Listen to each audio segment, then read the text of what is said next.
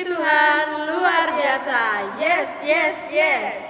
Nah, kita akan memulai ibadah hari Minggu pelayanan anak ini. Kita memulainya dengan memuji Tuhan dari lagu Baca Kitab Suci.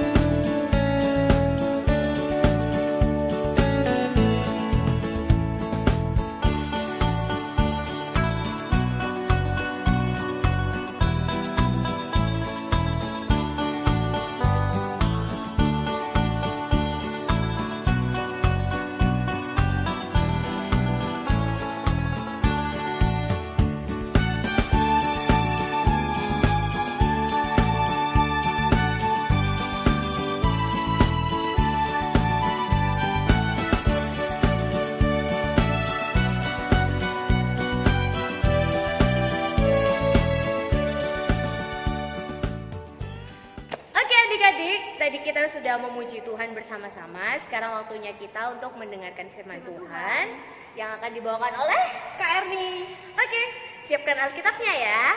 Selamat mendengarkan firman Tuhan.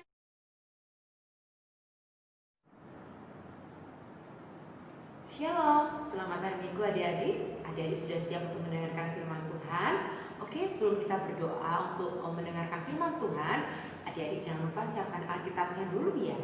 Kita akan membaca firman Tuhan dari Kejadian 31 ayat 43 sampai 50 ya. Jadi adik-adik siapkan dulu Alkitabnya dari Kejadian 31 ayat 43 sampai 50. Oke, kalau gitu biarkan Alkitabnya terbuka. Kita mau berdoa sebelum kita mendengarkan firman Tuhan.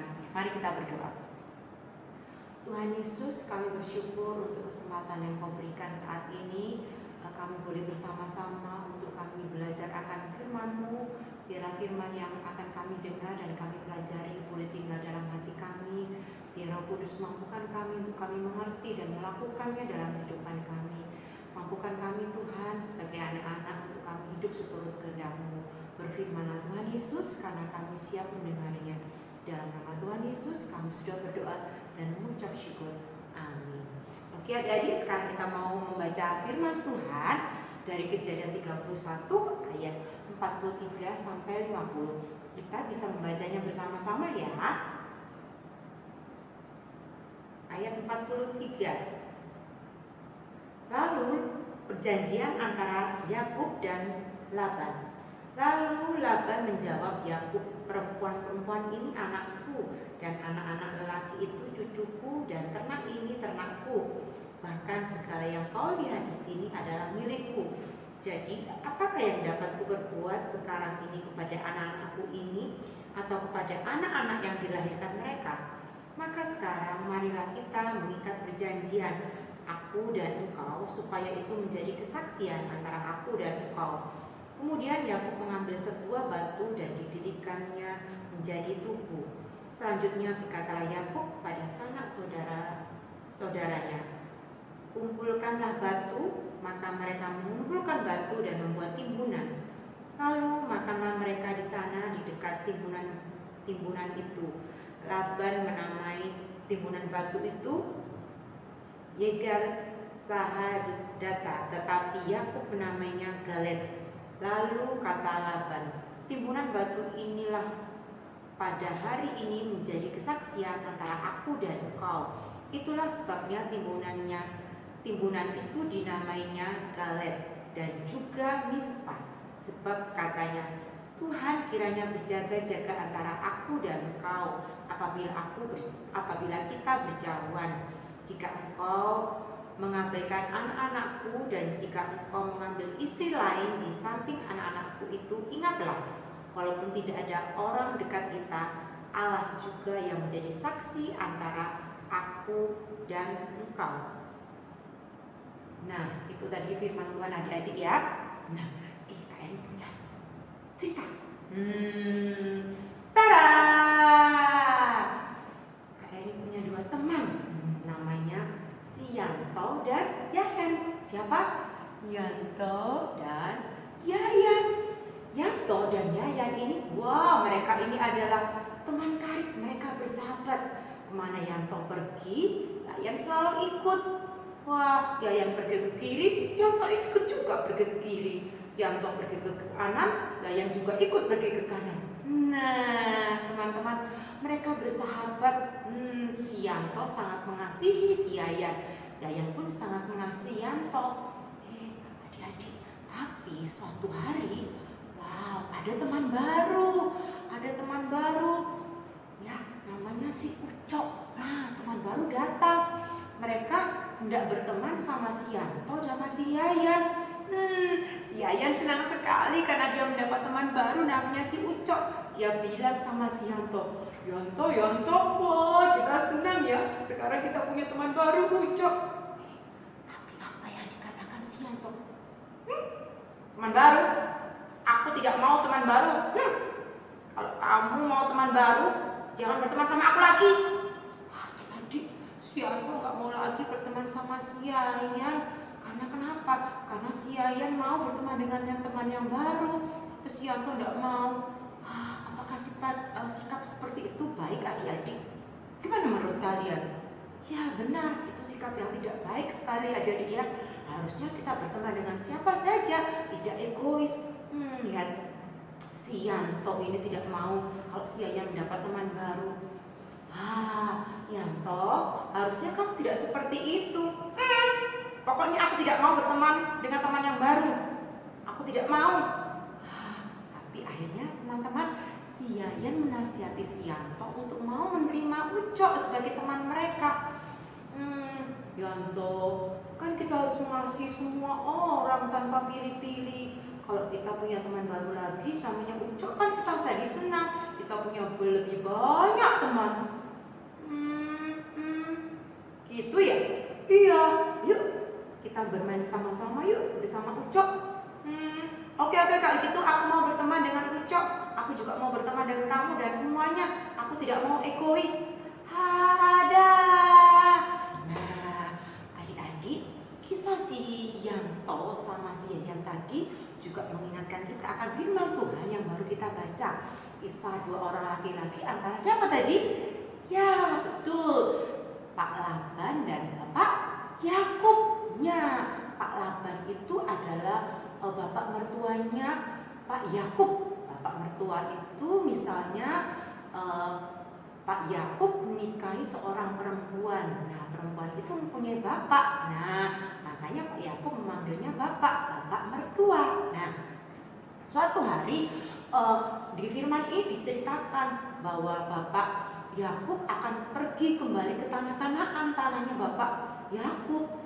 Dan saat dia pergi ke tanah Kanaan, dia harus pergi membawa istrinya dan anak-anaknya. Pak Laban sedih, dia juga kecewa, dia tidak terima awalnya. Pasti nanti kalau Pak Yakub membawa anakku dan cucu-cucuku, aku sendiri, aku tidak mau sendirian. Yakub awalnya tidak mau melepaskan anaknya dan cucu-cucunya untuk dibawa Yakub pergi ke tanah Kanaan. Awalnya dia egois, dia hanya mementingkan kepentingannya sendiri. Dia tidak memikirkan kebahagiaan Pak Yakub, anaknya dan cucu-cucunya. Tapi akhirnya Pak Laban diingatkan oleh Tuhan, diingatkan oleh Roh Kudus kalau dia tidak boleh egois, dia tidak boleh mementingkan kepentingannya sendiri. Akhirnya Pak Yakub dan Pak Laban mengikat perjanjian. Mereka membuat perjanjian. Pak Laban bilang sama Pak Yakub, Baiklah, kamu boleh membawa anak-anakku dan cucu-cucuku untuk pergi bersama kamu. Tapi kamu harus membahagiakan mereka, karena kebahagiaan mereka juga kebahagiaanku juga. Akhirnya, Pak Yakub setuju. Dia bilang sama Pak Laban, ya pasti Pak, aku akan membahagiakan anakmu dan juga cucu-cucuku. Nah, akhirnya mereka mengikat perjanjian, mereka setuju, dan Tuhan sebagai saksi atas perjanjian mereka. Nah, adik-adik, Pak Laban tidak lagi menjadi egois. Dia tidak memikirkan kepentingannya sendiri atau kebahagiaannya sendiri. Dia juga memikirkan kebahagiaan orang lain. Dia juga mau mengasihi Pak Yakub, ya, dengan dia mengasihi anaknya dan cucu-cucunya. Dia juga mengasihi Pak Yakub. Dia mengasihi semuanya. Dia tidak pilih-pilih hanya anak yang dikasihi atau cucunya saja. Tidak, tapi dia mengasihi semuanya. Nah, adik-adik, kita juga diingatkan ketika kita berteman, kita tidak boleh egois. Misalnya nih, kalian punya sahabat, terus sahabat kalian punya teman baru lagi. Kalian tidak boleh marah kalau sahabat kalian itu juga berteman dengan yang lain. Karena Tuhan menciptakan kita semua ini dengan berbagai macam orang, berbagai macam karakter yang berbeda-beda. Kita juga harus berteman dengan siapa saja, tidak boleh pilih-pilih ya adik-adik. Bayangkan kalau Tuhan Yesus itu pilih-pilih. Misalnya Tuhan Yesus hanya sayang sama Kak Erni, atau sama kakak lain yang lain, atau Kak Jo, Kak Dona. Gimana perasaan kalian? Sementara Tuhan tidak sayang sama kalian, pasti kalian sedih kan? Nah, kan tidak enak kan perasaan kita kalau kita tidak diabaikan oleh Tuhan Yesus. Nah, tapi kalau Tuhan Yesus itu sudah menjadi sahabat kita, ya, menjadi sahabat kita semuanya. Tuhan Yesus tidak pilih-pilih. Tuhan Yesus juga mengingatkan kita melalui firman-Nya itu, kita tidak egois ya, untuk mengasihi siapa saja, tidak memikirkan kepentingan kita sendiri, tapi memikirkan kepentingan orang lain juga ya. Seperti Tuhan Yesus sayang sama kita, kita juga harus sayang sama semua orang, karena Tuhan Yesus ada di dalam hati kita. Oke adik-adik, sekarang kita mau membacakan ayat hafalan ya. Kita ada ayat hafalannya dari Mazmur 116 ayat 5. Yuk kita baca Alkitabnya. Pura-puranya kita membawa Alkitab. Mazmur 116 ayat 5 ya. Kita baca sama-sama Mazmur 116 ayat 5. Tuhan adalah pengasih dan adil, Allah kita penyayang. Sekali lagi ya, Mazmur 116 ayat 5. Tuhan adalah pengasih dan adil, Allah kita penyayang. Nah, jadi Tuhan kita itu adalah Allah yang pengasih, penyayang, Allah kita yang adil. Jadi kita juga harus adil kepada siapapun juga, tanpa memandang teman kita, apakah teman kita itu cantik, kurang cantik, miskin atau kaya. Kita harus berteman dengan siapa saja tanpa membeda-bedakan. Seperti Tuhan Yesus sayang sama kita, tanpa membeda-bedakan, kita juga harus sayang dengan semuanya. Tidak egois memikirkan kepentingan kita. Jadi pasti bisa ya. Minta tolong Roh Kudus untuk memampukan kita untuk melakukan firman Tuhan di dalam kehidupan kita sehari-hari. Terima kasih adik-adik sudah mendengarkan firman Tuhan. Tuhan Yesus memberkati. Kita sudah mendengarkan firman Tuhan, mari kita berdoa. Tuhan Yesus, terima kasih untuk firman-Mu yang mengajarkan kami untuk mengasihi siapapun juga, tidak egois untuk memikirkan kepentingan kami sendiri, tapi ajar kami untuk memikirkan kepentingan orang lain juga, untuk mengasihi siapapun juga seperti Engkau sudah mengasihi kami. Terima kasih Tuhan Yesus, biar Roh Kudus mampukan kami untuk melakukan firman-Mu dalam kehidupan kami. Di dalam nama Tuhan Yesus kami sudah berdoa dan mengucap syukur. Amin. Baik adik-adik, setelah kita mendengarkan cerita firman Tuhan, kita akan menyanyikan lagi dengan ceria 184, Bermacam-macam Anak.